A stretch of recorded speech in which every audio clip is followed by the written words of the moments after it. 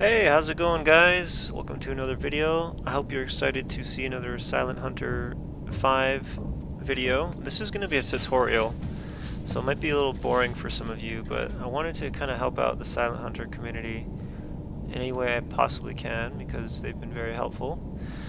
And I wanted to do this because, one, I thought it'd be fun, but two, I wanted to practice my real navigation skills. So with real navigation, we have a map, but it doesn't really show where we are. The navigator just told me that we're here. To do that, you press here, here, and here. So the purpose of this video is to teach you how to do Wolves of Steel, TDC, the torpedo computer, how to take out enemies with real navigation using calculations and shit. So,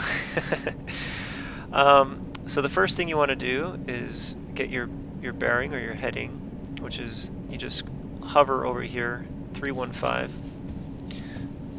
Well, the first thing you want to do is get your position, but then the second thing you do is get your heading. Take a ruler, zoom in. Make sure you zoom in always to get proper readings. And these things can't be rushed. I realize if you rush, you start making mistakes and your readings are off. So 315, right there, you can see on the bottom right of the circle is 310 and 320. I'm right in the middle, 315. So what I want to do now is, a friend just told me that there's a ship nearby, an enemy ship, so let's take a look.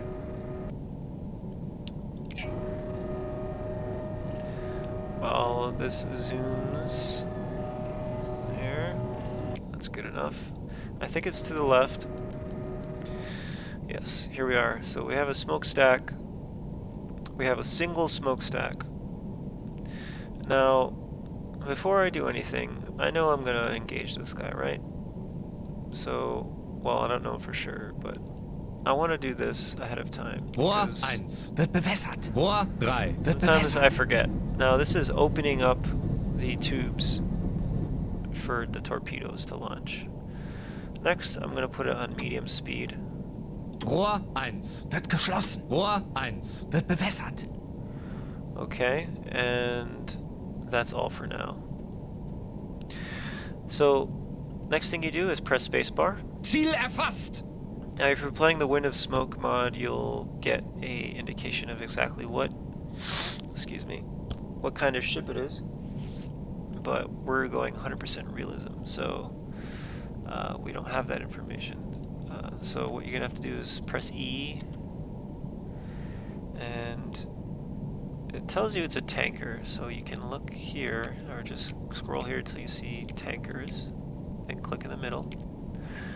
Like I said, it's a single smokestack, so we have some filters here. If we click on the funnels filter, we can put one stack. Alright, that's a good clue, and this is our target. Dale class fleet oiler. So, to lock onto a ship, press X. Okay, now we're locked on. Now, send mast height to TDC, the torpedo computer. Okay, so now the computer knows the mast height, which is the stick that comes up.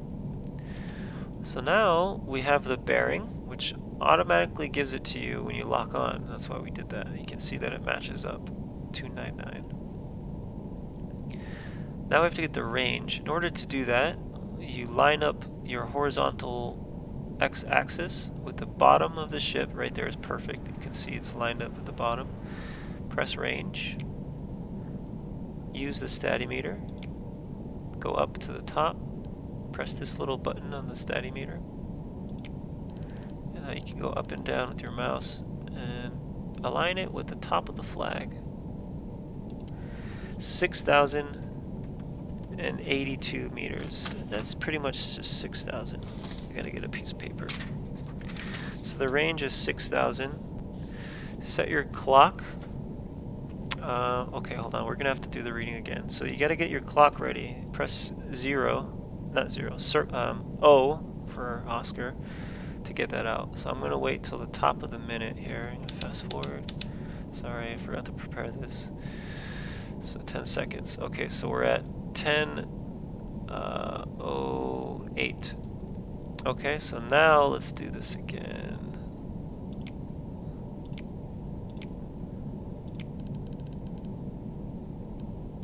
5,600. It's still 6,000. Okay. So what's the range? Back? 300 degrees. So the two things, and now we start the clock. It's 20 seconds delayed. So the two things that you want to do when you get a reading is the bearing and the range. That's how we're going to figure out where it is. So go on your map. So the bearing was 300. Now we're going to take 360 degrees, which is a circle, right? And we're going to minus 300. The reason we're doing that is because if we take just our ruler and go 300, that's going to be the angle. Is that correct? No, because it's on our starboard side. So we have to figure out the angle in which it separates between the front of the ship, the 12 o'clock. This is what we're facing, right? And the angle of the ship, it's the enemy ship itself. So we're taking 360 degrees and we're minusing the angle that we got.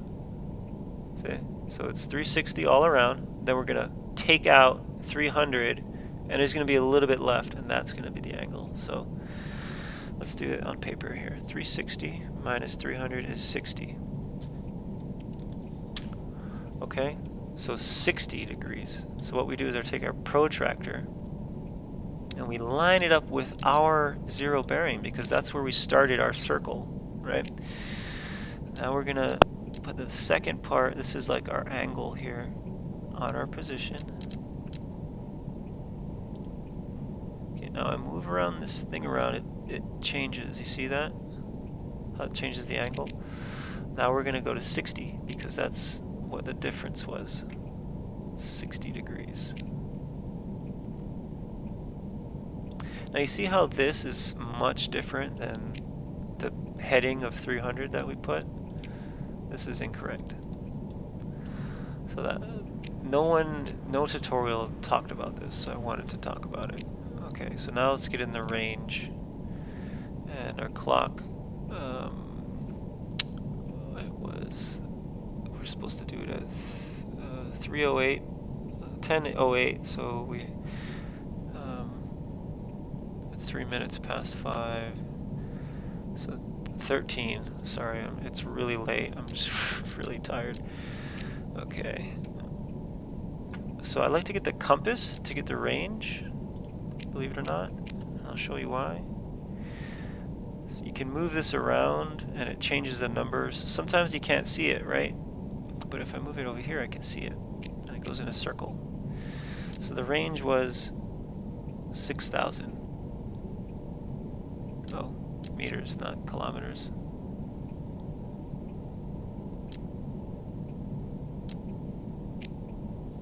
This map is a little weird. Okay, so this was the angle that the ship was at. This is the range. So where it intersects is where it actually was. Make sense? Hope so. Or else you're gonna have to rewind it. Sorry.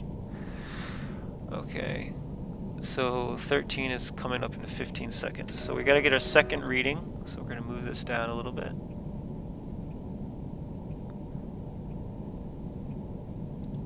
Okay. Bearing is 303. Range is same process. 4,450. Bearing is 304. So 360 minus 304 That was perfect timing. Turn that off really quick. Is okay for oh, I went the wrong. Sorry, I was writing on the wrong thing here. 56 degrees. Okay, so 56 degrees from our zero bearing, zero heading.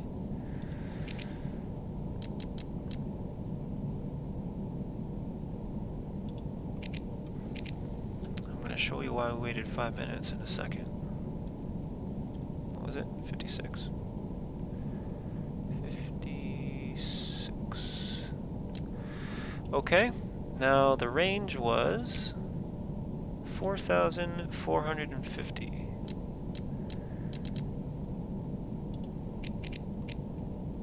4,450. Okay, so this intersection is after 5 minutes. You see how I'm zooming in all the way? Being exact is like pretty critical. I used to think it wasn't, but it really, really is. Okay, so our first mark was where it was, and after 5 minutes it was there. So let's see how far it traveled in 5 minutes. Oh, it traveled 1,600 meters. 1,600 meters. Now there's a specific chart. You can press E or you can press this here. Scroll down. Press this to open this thing, by the way. If you didn't know. I know a lot of you already know this. Some of you don't. I've never seen this game before. Pretty complicated, all this stuff, and that's why I love it. Unfortunately. Knots in meters per minute. Okay? Knots. We're trying to get the knots. So here's the target speed in knots. All the different knots. So it moved 1,600 meters in 5 minutes. So we look at 5 minutes and we look at 1,600. Somewhere between 10 and 11.3. So let's go. Wait, I got lost. 1,600, so 50.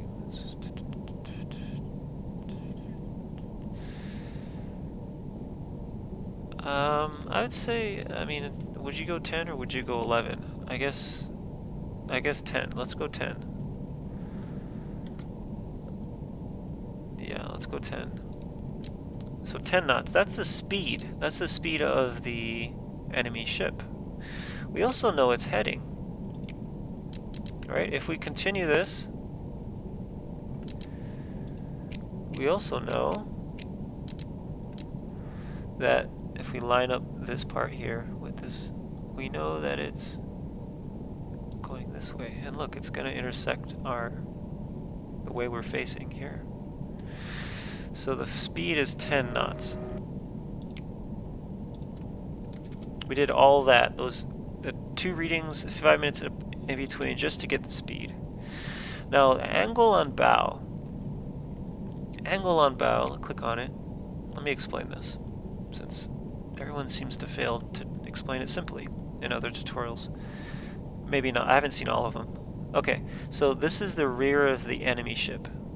This is the front of the enemy ship. This thing, if you look at the arrow here, this is the direction in which the torpedo is going to be coming and hitting the enemy ship. So just by looking at this from here, the angle is about this, right? Because this is the front, this is the back, and we're like right here. It's going to come, and it's going to come in from the front right. Some people have a hard time seeing these kind of perspectives, but it's okay. Look up a different tutorial if you're interested in the angle and bow, because this is just how I do it, because I don't know, it seems the most simple to me. Now this angle is going to change automatically as well as it changes the angle, as long as you keep it locked on. So it's pretty useful. To unlock, you press X. There's one thing I want to mention. The thing here is your gyro angle. You want to keep this at 0 when you when you launch the torpedoes. So right now it's at 346 or 47. So this is where we're gonna launch when our gyro angle is nice and straight. So it's gonna slowly tick. You can see it's following, it's following. It's gonna take a while before it gets to 0. Now let me double check this. Okay, so good thing I did. Let's open our thing back up. I'm gonna close this.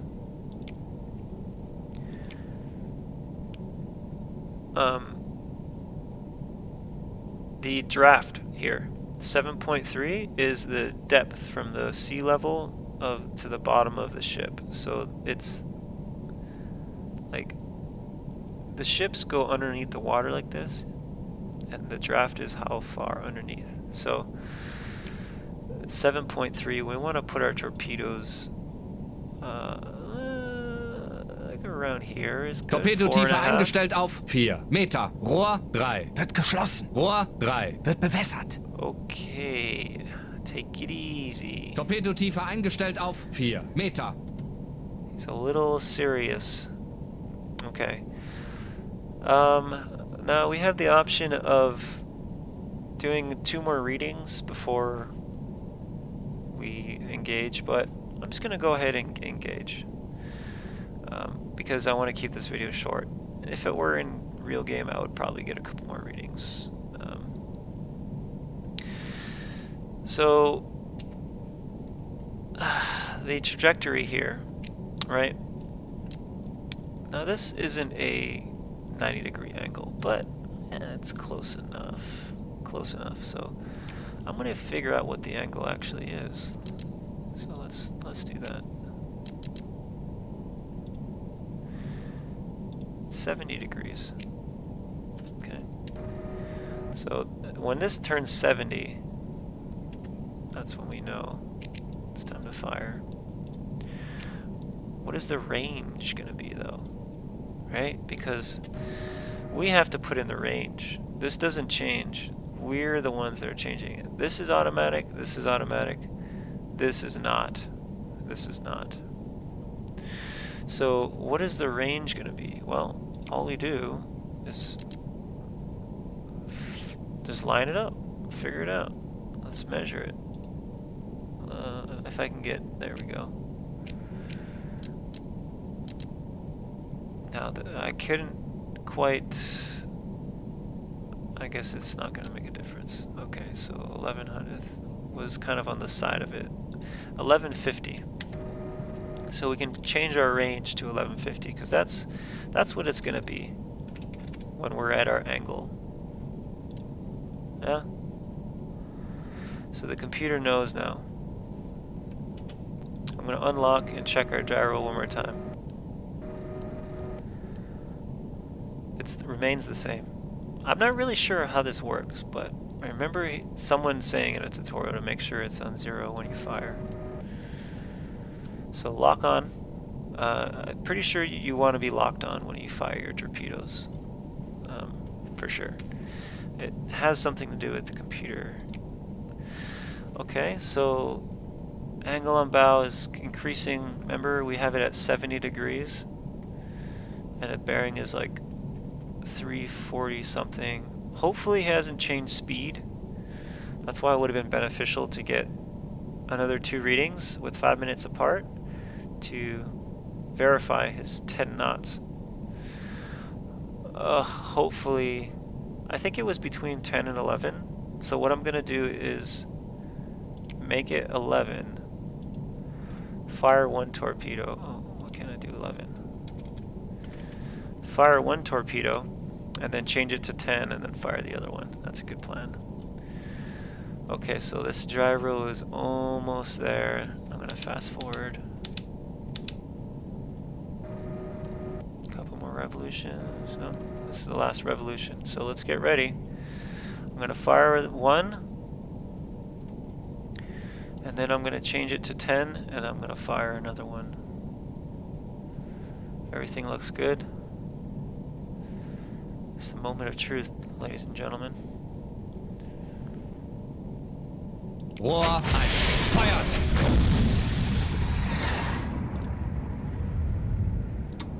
Rohr 3, feuert!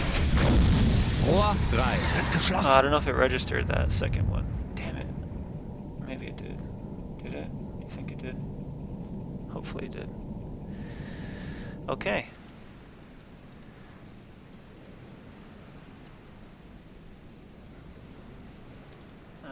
One more thing. Ja, gut. Dann lege ich einfach eins meiner Lieblingslieder auf.